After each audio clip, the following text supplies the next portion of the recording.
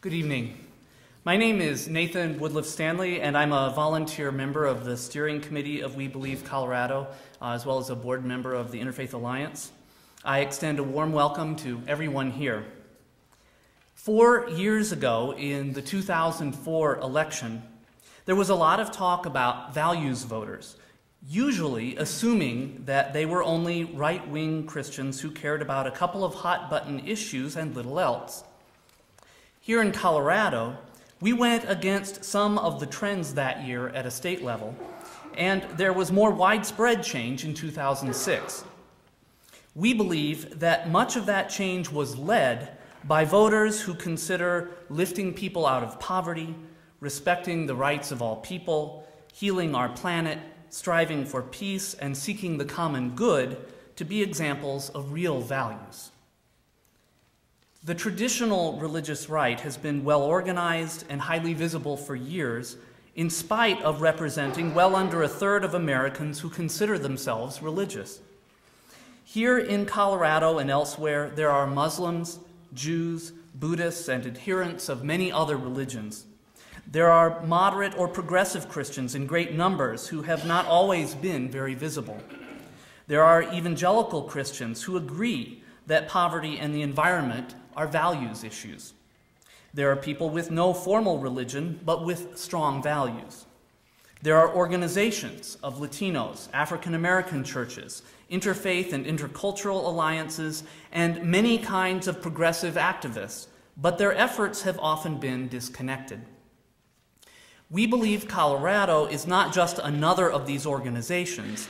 It is a movement or a network to strengthen and connect these people and organizations, to broaden the values debate, to lift up the religious and cultural diversity of Colorado, to speak with the media, and to challenge some common assumptions about religion and politics.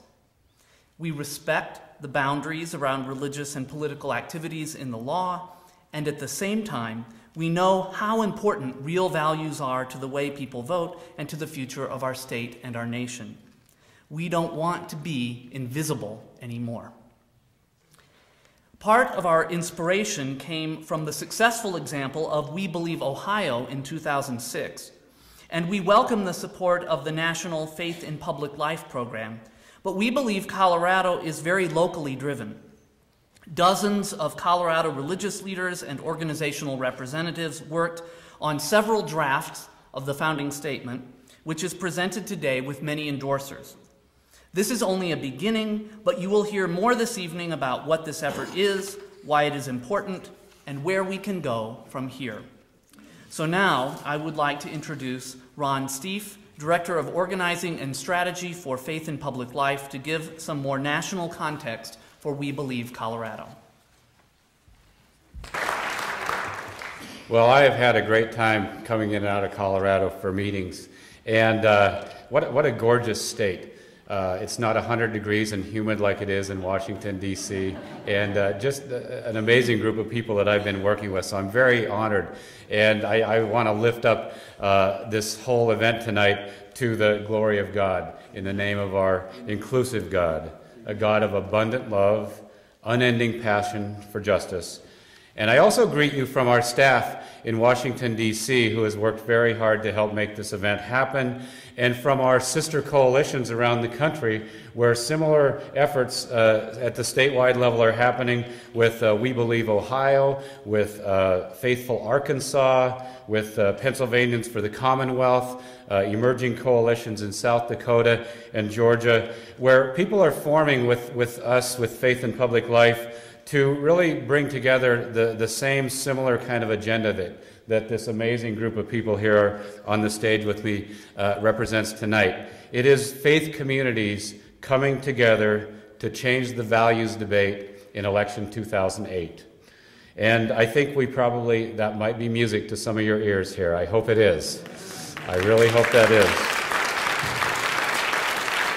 We've had enough division, we've had enough partisanship. The nation can do better, and in a rallying cry that some of you may hear if you work with the labor meetings or community campaigns, it all boils down very simply, what do we want? Justice. And when do we want it? now. People are suffering, and that's why we want it now. People are starving across the globe. Here in Denver, the environment is groaning for better stewardship. The solace of a nation at peace really seems like a lost memory. When was it that we were last at peace? It's a lost memory. And how do we move forward?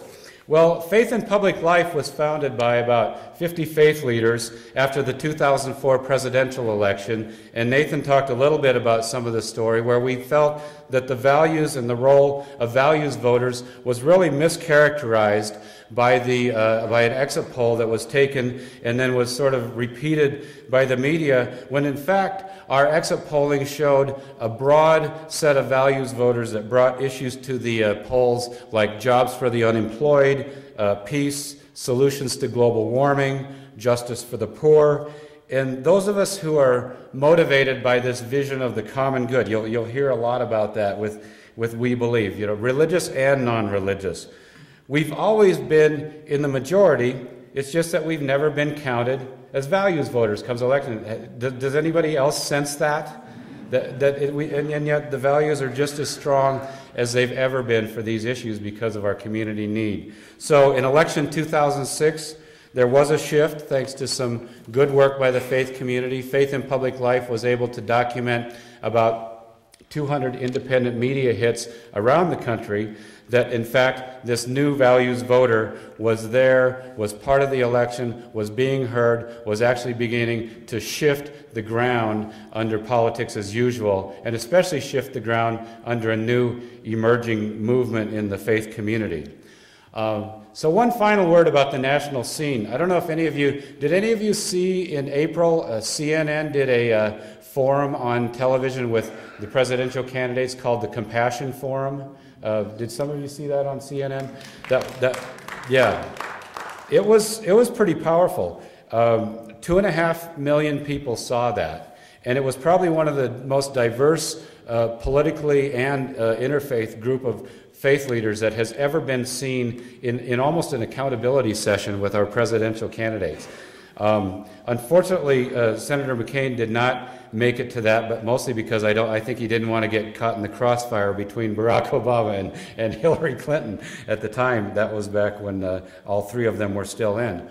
But we had Reverend Frank Page of the Southern Baptist Convention, Reverend Richard Cizik of the National Association of Evangelicals, Rabbi Steve Gutow of the Jewish Council for Public Affairs, Imam Said of the Islamic Center of North America, Ron Sider, Evangelicals for Social Action, Jim Wallace of Sojourners, he's been in town a few times, Father Larry Snyder of the Catholic Charities, Dr. William Shaw, Progressive National Baptist. You can see the range and breadth of these religious leaders who came together in front of the country and said, we are ready to begin to work together to put, take off the gloves, which it's felt like that at times, and start to work together on a new set of values issues for this 2008 election.